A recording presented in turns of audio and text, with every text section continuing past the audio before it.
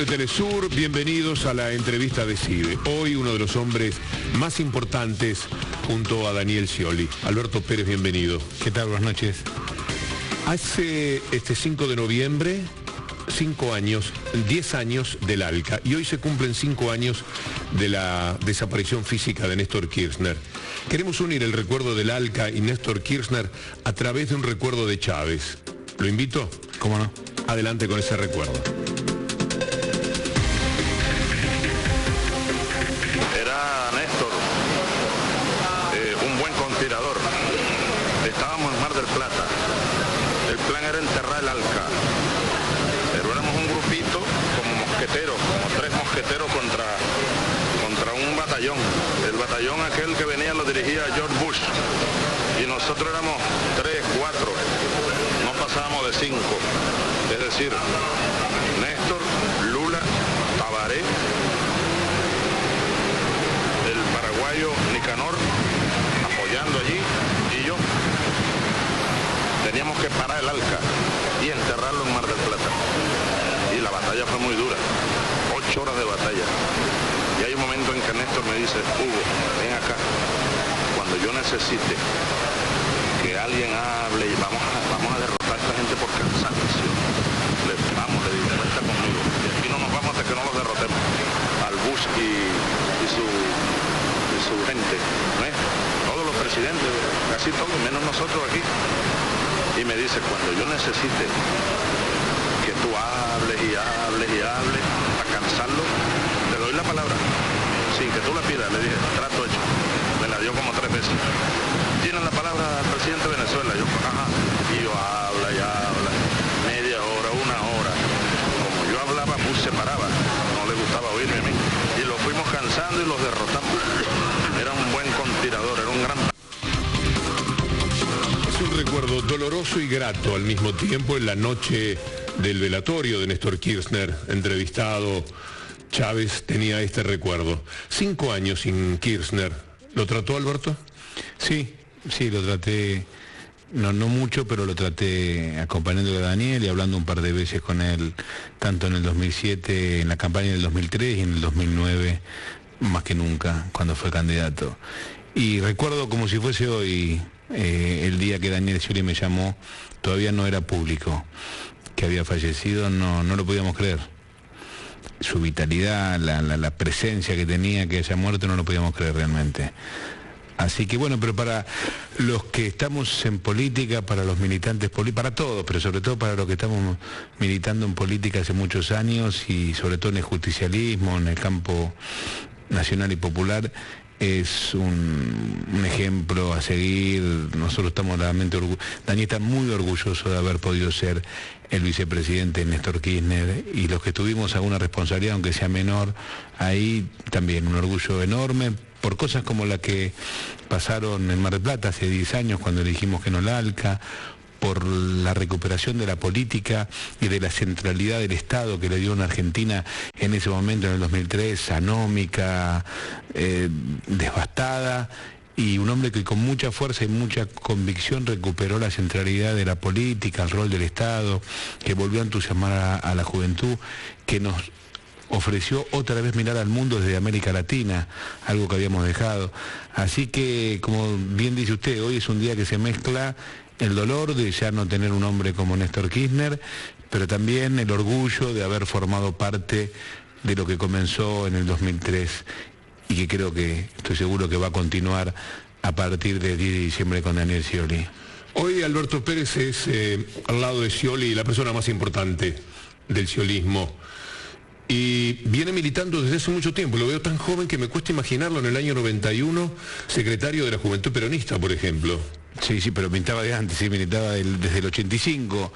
Empecé a militar en el barrio, después ingresé a la universidad, estudié ciencia política, fui presidente del centro de estudiantes de la Juventud Peronista, legislador, Y bueno, sí, una vida dedicada al estudio de la política, porque soy licenciado en ciencia política, a la militancia y al ejercicio activo a través de la función pública como subsecretario de Néstor Kirchner, en ese momento en el año 2004 y 2005, después como diputado de la ciudad y bueno, hace 8 años como jefe de gabinete de la provincia. ¿Puede decirse que usted es un conocedor de lo que llamamos un peronista? Soy un peronista de sentimiento, no vengo de familia de políticos, sí vengo de familia peronista, pero socialmente, porque era una familia de trabajadores que siempre me contaban lo que significaba el peronismo y yo lo resignifiqué después cuando empecé a estudiar y cuando empecé a militar, ¿no? Lo que decía mi abuelo, que se había podido comprar la casa y la tele con el peronismo, lo entendí después que eso era distribución del ingreso. Y la vuelta de Perón cuando yo era muy chiquito en el 72, que para mí era un anciano que volvía, después me di cuenta con muchos años lo que había significado esa vuelta que yo había visto como un chico, venir a un hombre mayor que no lo entendía, yo era muy chiquito, y después entendí que era la vuelta del viejo con mayúscula, como nos gusta decir a los peronistas, a Perón, ¿no? El viejo sabio, el viejo que venía a unir a los argentinos, que decía después de 18 años de exilio que para un argentino no hay nada mejor que otro argentino, que venía del otro lado del mundo completamente descarnado a intentar unir a los argentinos y también a las diferentes fuerzas políticas. ¿Y para un peronista nada mejor que un peronista? Yo creo que para un argentino no hay nada mejor que otro argentino, y que cuando uno logra crear una fuerte conciencia en la sociedad de los derechos que se adquirieron, como fue el justicialismo, con todos los derechos sociales que logró imponer en la Argentina, aún después de 18 años de exilio, de persecución, de ausencia, jamás pudieron tocar ninguno de los derechos sociales que se habían adquirido durante el justicialismo. Sí, negar la posibilidad de que el peronismo se presente a elecciones, sí, impugnar al peronismo y a Perón, pero no se pudo volver atrás con esos derechos. Por eso Perón dice, para un argentino no hay nada mejor que otro argentino.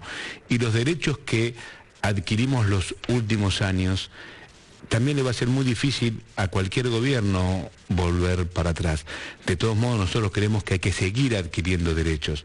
Por eso la importancia que Daniel Scioli obtenga un triunfo en nuestra consideración el 22 y que asuma el 10 de diciembre, porque sobre lo que hicimos tenemos que ir por nuevos derechos, Víctor Hugo. Los pueblos avanzan sobre lo que va construyendo. Cuando las sociedades vuelven para atrás, cuando se pierden derechos, cuando se vuelve a políticas en desuso, los pueblos fracasan.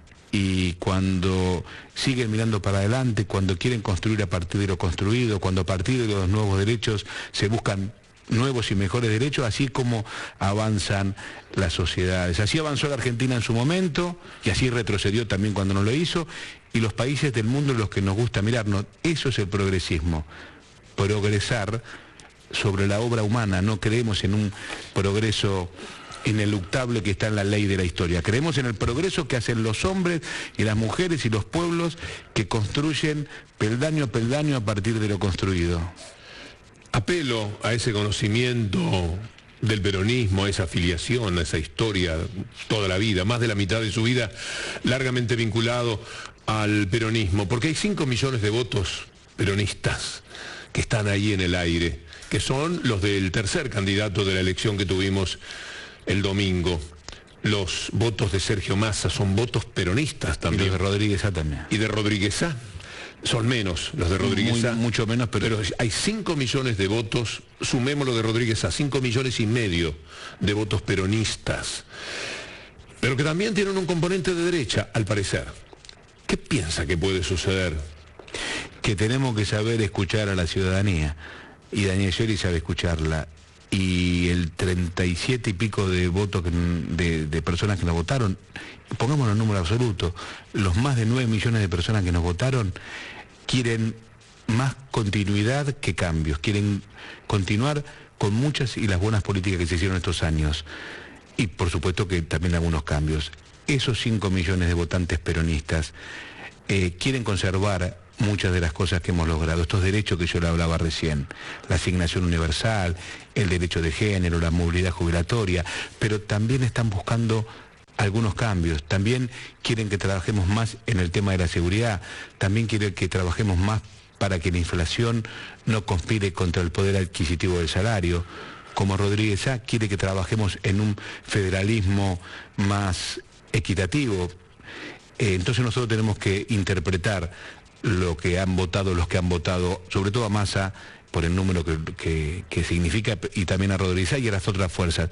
Entonces tenemos que hacer un esfuerzo de sumarle muchas de esas propuestas que tienen que ver con combatir al narcotráfico, sin dejar de lado las banderas de derechos humanos. Al contrario, plantearlo como una dicotomía, como hace el sector de Macri, es un error. Es un error. Nosotros creemos que podemos dar batalla, que se debe dar batalla contra los narcotraficantes y cuidar de los derechos humanos y combatirlos con la ley en la mano, con firmeza pero con la ley en la mano, y que podemos seguir generando un fuerte mercado interno y una actividad económica importante, cuidando que no aumenten los precios, cuidando el poder adquisitivo.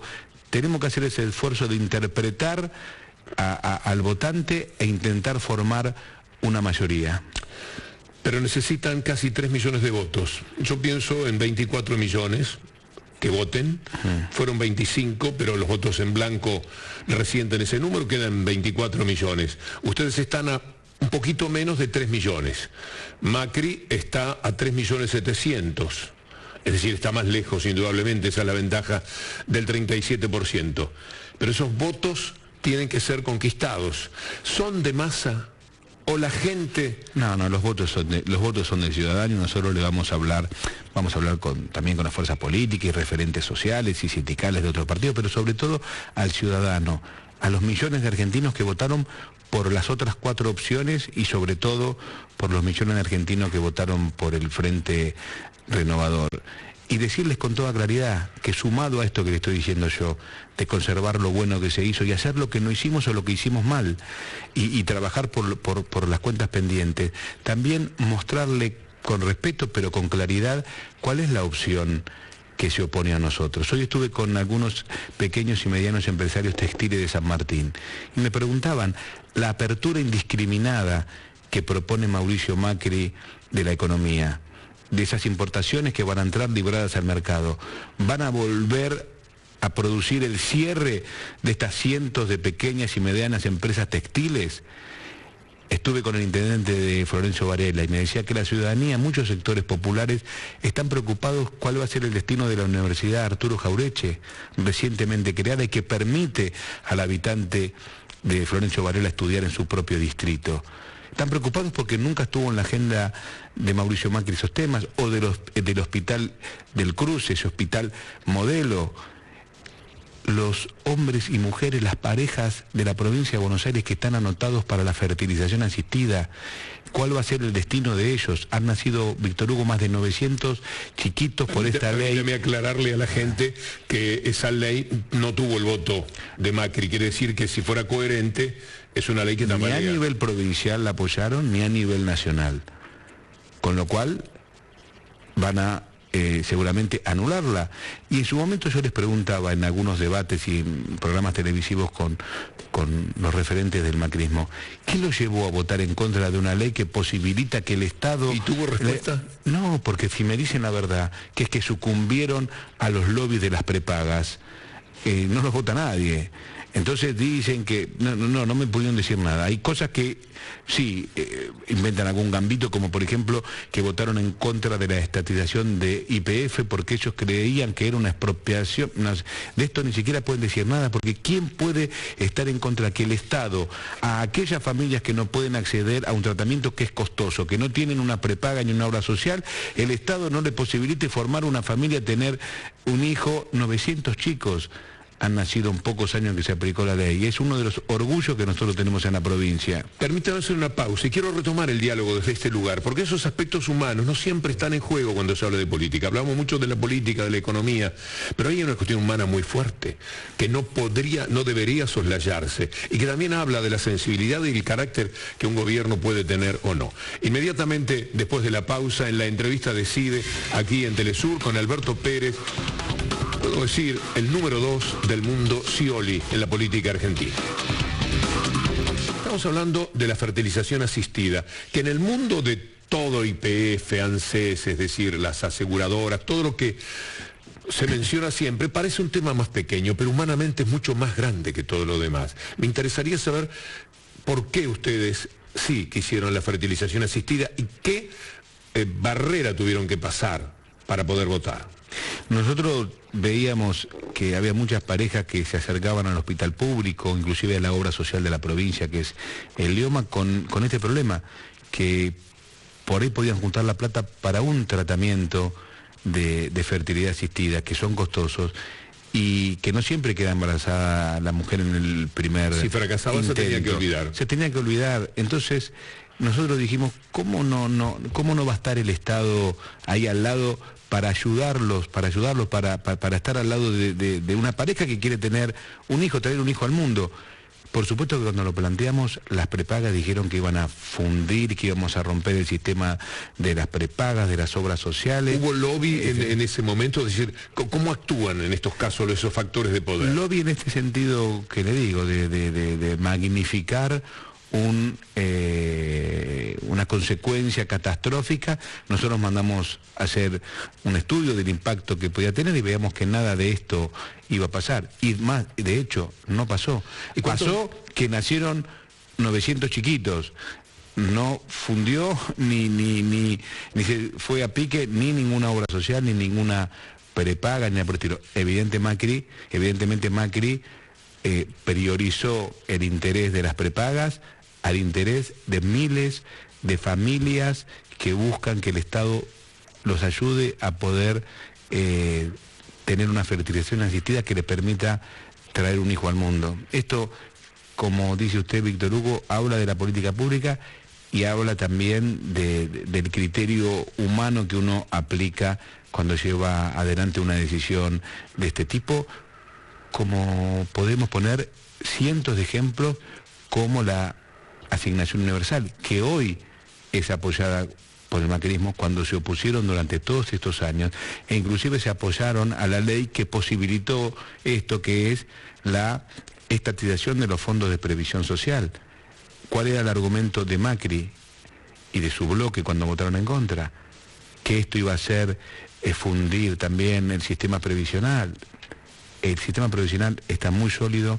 Pudimos hacer la movilidad jubilatoria, pudimos hacer la moratoria jubilatoria, donde hoy el 97% de los argentinos que estaban en condiciones de jubilarse cobran una jubilación, aunque sea una jubilación mínima, y además permite sostener muchas políticas como por ejemplo la asignación universal o Conectar Igualdad, políticas que le dan la posibilidad de incluir a millones de chicos a la era informática. Entonces, creo que estas cosas las tiene que mirar la ciudadanía. Cómo votó un bloque y otro bloque en cada una de estas políticas. No se fijen en lo que diga ahora Mauricio Macri, ni se fijen en lo que dice Scioli, o no se fijen solamente en lo que dicen. Fíjense en lo que hicieron los últimos años. ¿Qué leyes votaron? ¿Qué ideas sostuvieron? ¿Qué políticas llevaron adelante? Porque estar guiados y guionados, en el caso de Macri, por Durán Barba, es garantía de que el día que le tocase gobernar va a volver a hacer lo mismo que hizo mientras que gobernó, lo mismo que hizo cuando fue legislador él y su bloque, y lo que piensa él, con nosotros hay una, puede gustarle o no lo que proponemos, pero hay una garantía. Lo que Daniel Scioli propone, lo hace, lo hizo, lo sostiene con la trayectoria que ha tenido. Inclusive cuando sugiere que hace falta ahora encarar cambios y correcciones, y lo fundamenta en entender que, como yo le decía antes, las sociedades avanzan constantemente y que hay cosas, nuevos derechos que surgen, e inclusive temas que no pudimos resolver. Ningún gobierno resuelve todos los problemas, ni en 1, ni en 2, ni en 3 mandatos. Eso sería mentir a la ciudadanía, y nosotros no le mentimos. Hoy queremos incluir a todos, a esos 5 millones de votos que no nos votaron, pero que están cerca porque tienen una raigambre peronista, porque son ciudadanos que trabajan, ciudadanos que son emprendedores. Tienen una raigambre peronista, pero también tienen un componente de derecha. ¿Cómo resolverá el peronista? Por eso, volviendo a su conocimiento, un peronista que vote a Macri puede después decirse: yo como peronista colaboré para que el peronismo no mantuviera el gobierno. Pero esto confronta con ese sentimiento que lo ha colocado confrontativamente a la inclinación hacia la izquierda que tiene el gobierno. ¿Cómo se dirimirá eso en el ánimo de un peronista? Es que yo, Víctor Hugo, realmente hoy hoy casi siempre pensé así, pero más que nunca, las categorizaciones de izquierda y de derecha, para mí, en una definición muy sencilla, la izquierda es la que prioriza a cualquier otra cosa la igualdad. Y la derecha prioriza sobre todas las cosas el orden. Si el peronismo siempre ha sido progresista en ese sentido, ha luchado por la igualdad, Después tiene componentes que tienen que ver con saber que hay que trabajar por la seguridad, porque un vecino, y sobre todo son los sectores populares los que nos piden eso, los que a la mañana tienen que ir a trabajar y tienen miedo que los asalten cuando salen de noche, los que vuelven tarde de la universidad pública o del colegio que están terminando a la noche. Entonces, no creo que la categorización derecha e izquierda, son argentinos que se sienten, muchos de ellos peronistas o votantes peronistas, no digo militantes, pero votantes peronistas, y que tienen demandas que pueden ser de centro, que pueden ser menos ideologizadas, pero que tienen el componente de buscar la igualdad, que es el componente fundamental, por lo menos en la Argentina, de lo que es el justicialismo, como lo es en los partidos populares de otros países del mundo, como el PT en Brasil o el Frente Amplio en Uruguay. La característica fundamental. Los demás, los instrumentos son todos discutibles. Nosotros hay temas con los que no negociamos, que tienen que ver con la generación de puestos de trabajo, la industria nacional, mirar al mundo de América Latina, tener políticas inclusivas, que el Estado sea un factor determinante para lograr esta igualdad que yo le digo. Después los instrumentos y cómo los llevamos adelante. Y si hoy tenemos que estar más cerca del pequeño y mediano productor agropecuario, de las economías regionales, y eliminar algunos instrumentos que hasta ahora sostuvimos, porque en los centros financieros hay una guerra de monedas que ha apreciado el valor del dólar, y que los países centrales están haciendo una política deliberada de bajar el precio de los commodities, como pueden ser el petróleo o como pueden ser los alimentos. Nosotros, ante esa emergencia, ante esa política deliberada, tenemos que cambiar los instrumentos para que puedan producir y ser rentables las economías regionales. Entonces, yo creo más en los grandes fundamentos que hacen, en nuestro caso, a la idea justicialista, y somos flexibles en los instrumentos que en cada momento colaboran a llevar adelante esas políticas. Va a haber 2 debates, uno seguro. Uno por lo menos seguro, esperemos que haya 2, y ahora es más claro, y no nos contradecimos con lo que dijimos en la primera etapa, cuando eran 6 los candidatos, cuando la campaña se había puesto virulenta, cuando veíamos que era todos contra uno, porque iba primero, porque era oficialista, cuando creímos que no le servía a la ciudadanía un griterío entre candidatos, dijimos, llegado el momento, si es que hay balotaje, vamos a estar ahí. Bueno, se dio el balotaje, y yo creo que hoy, donde hay 2 candidatos, donde la gente puede observar claramente 2 proyectos de país, eso va a sumar mucho a la decisión del voto de los ciudadanos. Y es muy interesante porque va a quedar plasmado inevitablemente que hay 2 proyectos, 2 ideas muy diferentes. Es esto que yo les decía recién, cómo concebimos el Estado, cómo concebimos la generación de puestos de trabajo, que es lo esencial a nuestra idea, que es la idea de igualdad, de equidad, cuáles las políticas fundamentales de Macri, por qué votaron como votaron y por qué sostuvieron políticas como las sostuvieron, y que expliquen el viraje. Nos pedirán a nosotros, cuando decimos que hay que cambiar cosas, cuáles son esos cambios, y nosotros explicaremos cuáles creemos que deben ser y por qué los estamos proponiendo ahora. Bueno, creo que eso se va a plasmar en las relaciones internacionales. ¿Cuál es la diferencia en lo que es el concepto patria grande, por ejemplo, la relación con América? Pero eso es lo fundamental. Nosotros creemos que como cultura, como tradición, nosotros somos parte de América Latina, que somos parte fundamental de lo que empezó en su momento Alfonsín con Sarney, de lo que continuó Lula y Néstor Kirchner, y después Dilma, Cristina y otros referentes de América Latina. ¿Y Macri piensa así? Que es, mira, no, porque ellos no creen que haya que mirar al mundo desde nuestra identidad latinoamericana. No piensan que tenemos que pensar en un mercado de 300 millones de personas. ¿Piensan más en Estados Unidos?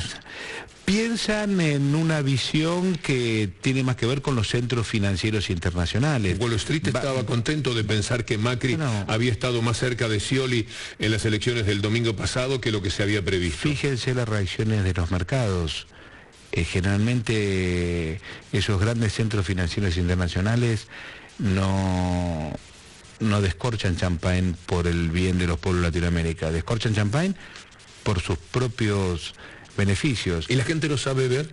Porque sí, yo cuando los sectores de Wall Street descorchan champán, como dice usted, lo hacen, digo, tranquilo, porque entonces es que del otro lado hay pueblos que seguramente no participan de esos festejos. Pero la gente sabe ver que en el festejo del poder económico internacional hay una condena para los pueblos. La gran mayoría creo que sí, y es también deber nuestro como comunicador social, usted y sobre todo nosotros como políticos y funcionarios, decirle a la ciudadanía claramente, eso tiene que ver también con los dos modelos de país. Digo, nosotros, Daniel Scioli ha estado reunido muchas veces, pero sobre todo ahora en campaña, con Tabaré Vázquez, con Pepe Mujica, con Lula, con Dilma Rousseff, con Evo Morales, con Correa, con Michelle Bachelet. ¿Por qué? Porque hay una comunidad de ideas, hay una necesidad de seguir implementando políticas juntas. Nos unen casi todas las cosas con nuestros países hermanos, nos unen la mayoría de las cosas.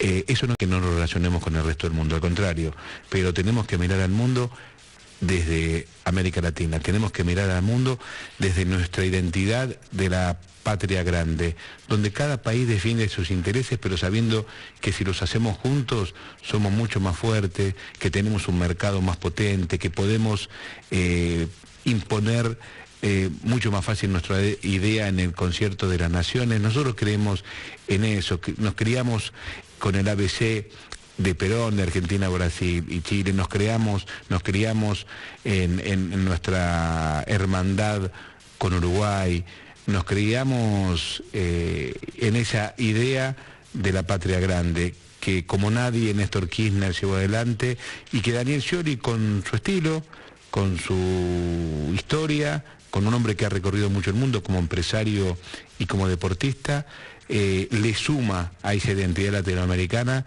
una visión de todo el mundo que creo que para los tiempos que estamos viviendo es fundamental tener un presidente con esas características, muy hermanado con los líderes de la región y con una visión del mundo que le ha dado su historia personal.